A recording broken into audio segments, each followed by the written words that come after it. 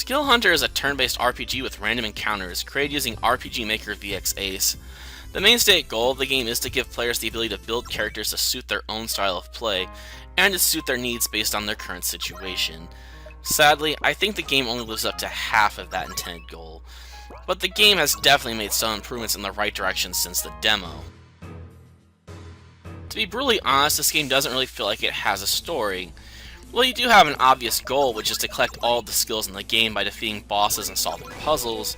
The game never offers up any clear justification for why you are doing this in the first place. While I wouldn't say the lack of a story completely cripples this game, it does mean it's a lot harder for me to get emotionally invested in this game and care about it beyond stroking my ego for having put another notch into my list of games that I've actually finished. Before I dig into this section, I'd like to admit that the game balance has noticeably improved over the demo. On the other hand, the game still suffers from a lot of minor problems that I think could be fixed with a few tweaks. For starters, the game emphasizes that you should change up your stats and skills to suit your needs. So having one boss that is resistant to magic and another that is resistant to physical attacks would go a long way to ensuring that there is a legitimate reason for changing up your stats and skills. It would also require the player to make use of more than 2 skills, since as it stands, I can easily get through this game only relying on the healing and combo skills. Another issue to consider is that there is no variety when it comes to the random encounters in this game. Every time you get into combat in any specific area in this game, you'll be facing off against the same enemies. By adding in more variety to the encounters, it will force the player to be more strategic, or at least more well-rounded in their stat placement, and put more of an emphasis on making good use of the various skills in the game.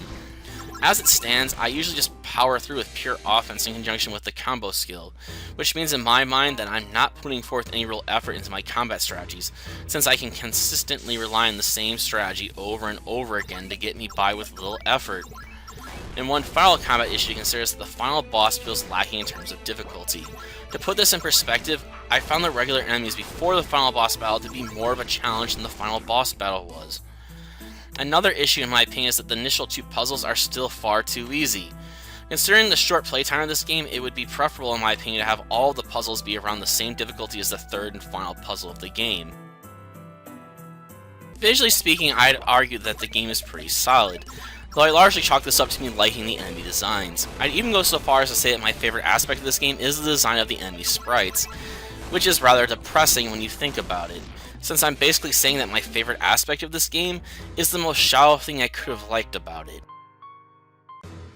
On the sound side of things, the game is just average in my opinion, which probably isn't much of a surprise since I say that about almost every game that I play. On the plus side, the game doesn't rely on the music found in the RTP, and instead makes use of songs freely available to those making non-commercial RPG Maker games.